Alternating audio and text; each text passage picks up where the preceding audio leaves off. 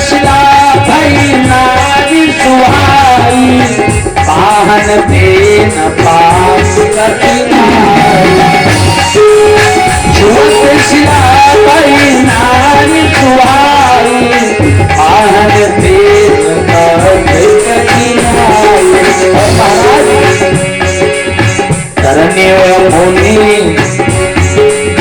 करने व मुनि घरनी होई जाई, पाटा करई मोरी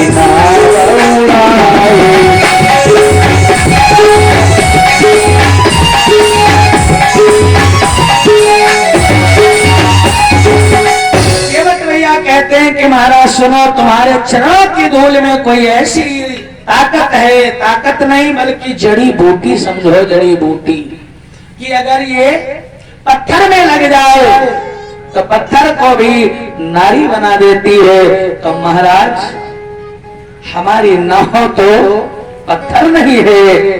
तो राम जी कहते भैया वो तो पत्थर था सो नारी बन गया, ये तुम्हारी नाव कोई पत्थर नहीं है, ये तो काठ की नाव है।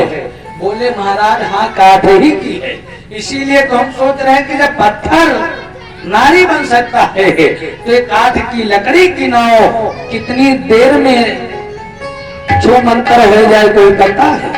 ये नाव तो सेकंड नहीं लगेगा, नारी बन करके आकाश को उड़कर छू मंतर हो जाएगी। इसलिए महाराज मैं नाव नहीं लाऊंगा। और फिर सुनो, हमने सुना है कि आप ऋषियों को नारी बना करके दे देते हो, तो ऐसा तो ना है कि रास्ते में किसी ऋषि से मिल करके आए हो तो वैसे वादा करके आए हो कि रुको तुम्हारे लिए नारी लाएंगे, तो हमारी ही नाव को नारी बना करके उसको देना चाहते हो।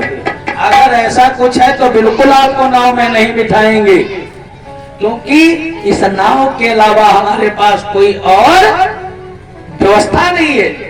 यही प्रतिपालो सब परिवारू, और नहीं जानो कछु और कबारू।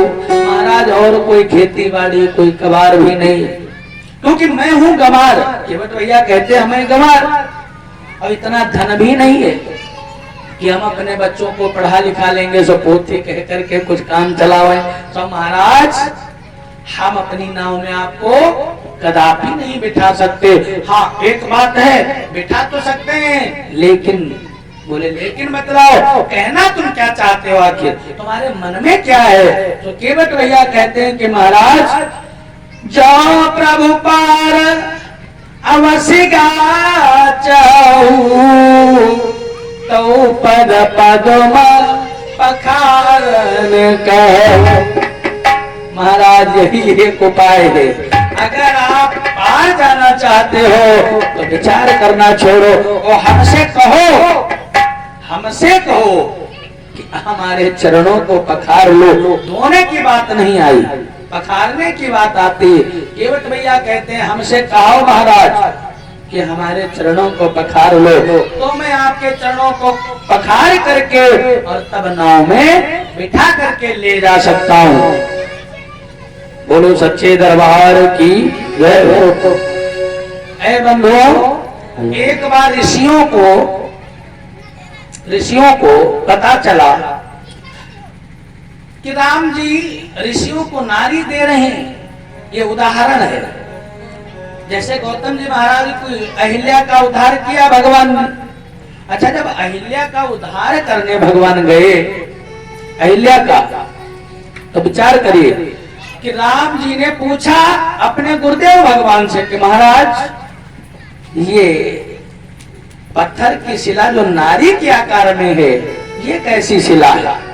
विश्वामित्र जी महाराज कहते हे राम जानना चाहते हो, सुनो। गौतम नारी श्रापवश उपल दे धरि धीर, और चरण कमल रज चाहती सो कृपा करहु रघुवीर। महाराज ये गौतम ऋषि की नारी है जो श्राप के कारण पत्थर बनी है, और अब आपके चरणों के रज कमल को चाहती है। राम जी ने आश्चर्य से पूछा गुरुदेव आपके सामने हमारे चरणों की रज। भाई गुरु बड़ा या चेला? गुरु बड़ा या चेला? चेला बड़ा होता है या गुरु? गुरु, गुरु को भगवान कहा गया, गुरु बड़ा है। तो राम जी कहते महाराज आप तो हमारे गुरु हो, अब आपके आगे हम अपने चरण छुलावे, ये कहाँ लिखा है? भाई गुरु की महत्ता सबसे अधिक है और चेले का सम्मान अगर गुरु के आगे हो जाए तो गुरु का अपमान कहलाएगा। इसलिए महाराज आप तो हमारे गुरु हो, आपको चरण छुला देना चाहिए। तो विश्वामित्र जी महाराज कहते हैं कि राम हम तुम्हारे गुरु हैं सो बात अलग है, गुरु हूँ वो बात अलग है, लेकिन क्या है? बोले लेकिन ये है कि ये किसके चरणों की रज चाहती है?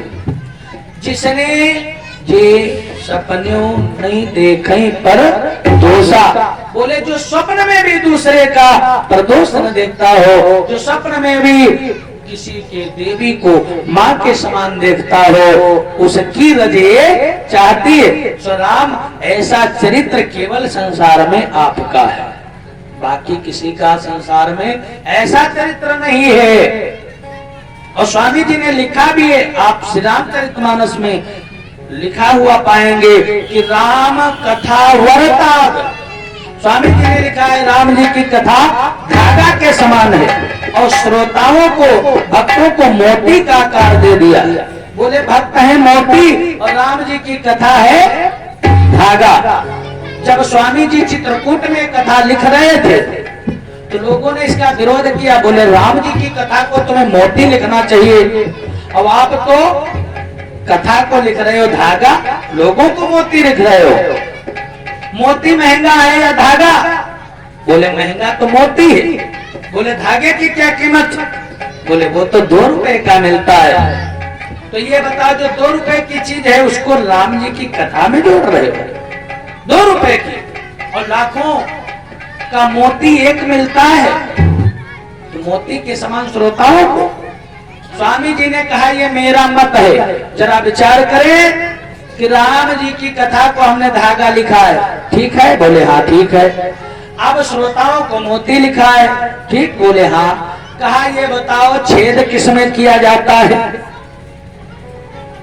माला बनाने के लिए छेद किसमें किया जाएगा, धागे में या मोती में? मोती में। मोती में छेद किया जाएगा, बताओ। बोले महाराज जी की 2.5 लाख रुपए का एक मोती हो चाहे 1 लाख का हो, लेकिन छेद तो मोती में किया गया है। और धागा क्या करता है? बोले सारे छिद्रों में प्रवेश कर जाता है, घुस जाता है और सारे मोतियों को एक में जोड़ करके माला बन जाता है।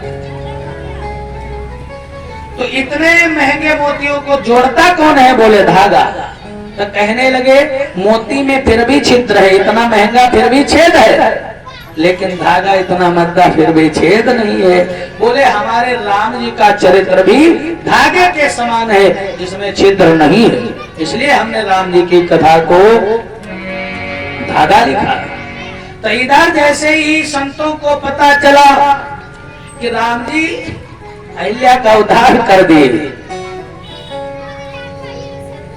नारी बना करके गौतम ऋषि को दे दिया, तो संतों ने कहा पता चला कि राम जी इधर भी आएंगे, तो संतों ने अपना जप तब छोड़ दिया और बैठ गए और बोले कि अब जब राम जी आएंगे तो हमको भी नारी मिलेगी और नारी लेकर के ही हम भोजन बनवाएंगे और खूब खाएंगे। कोई जप नहीं करता, कोई तप नहीं करता। महंतों ने पूछा ये महात्मा लोग कहाँ चले गए? न कोई जप करने आता, न कोई धोनी के पास बैठता, कारण क्या है? बोले महाराज वे सब नारी के चक्कर में पड़ गए। नारी के चक्कर में पड़े? बोले हाँ।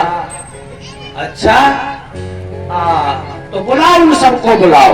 सबको बुलाया गया। महंत ने कहा कि देखो गौतम जी थे अकेले, तो उनके लिए एक पत्थर नारी जैसा बना पहले से खड़ा था, इसलिए राम जी ने चरण छुलाया, नारी बन गया, चला गया। लेकिन तुम लोग हजारों की संख्या में हो, तो कितने पत्थर राम जी बनाएंगे?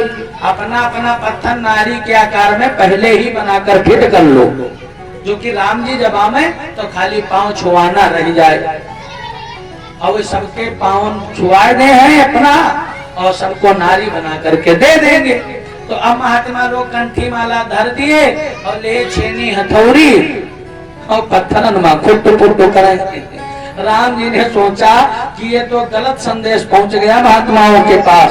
तो राम जी ने क्या किया, अपनी सिया का ही हरण करा दिया था, सिया का हरण करवा दिया। ऐसी लीला की राम जी ने। और जब ऐसी लीला की तो महात्माओं ने सुना कि राम जी की नारी का हरण हो गया, अब राम जी रो रहे हैं। तो महात्माओं ने पूछा कि क्या नारी पाने के बाद रोना भी पड़ता है? बोले रोना पड़ता है, रोने की बात छोड़ो, रोना गाना बजाना सब कुछ पड़ेगा। बोले तो भैया हमको जब रोना पड़ता तो नारी चाहिए ही नहीं। बोलो सच्चे दरबार की जय हो। तो ऐसे भगवान श्री राघवेंद्र सरकार हैं जो आज लक्ष्मण की ओर देख रहे हैं और बोले कि देखो ये केवट भी लगता है प्रेमी है, नाव को नहीं लाल है प्रेमवश। तो आज केवट भैया ने बहुत सारी बातें कह दी कि महाराज हमारी नाव तो पत्थर की नहीं है, ये लकड़ी की नाव है और तुम्हारे चरणों के रज में वो जड़ी बूटी की जैसी ताकत है जो नारी बना देगी, इसलिए बिल्कुल नहीं। अगर आप उस पार जाना चाहते हो तो हमसे कहो कि केवट भैया हमारे चरणों को धो लो। इस पर भी राम जी नहीं बोले तो केवट भैया कहते हैं कि महाराज सुनो, पति भारी सहारी सकल सूतवार वारे, अरे क्या बता के जाता का छूले बना पढ़ाए हो, क्या बता के जाता का छूले बना पढ़ाए हो।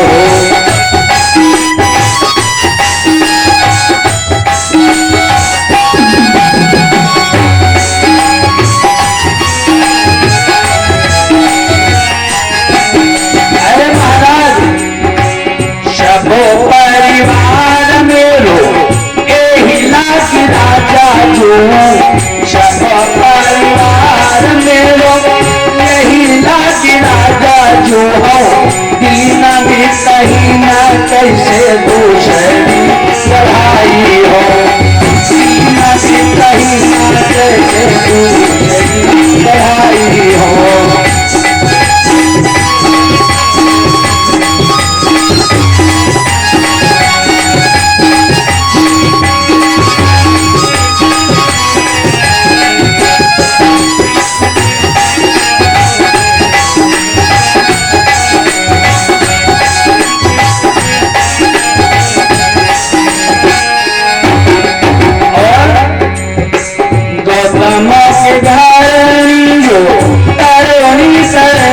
मोर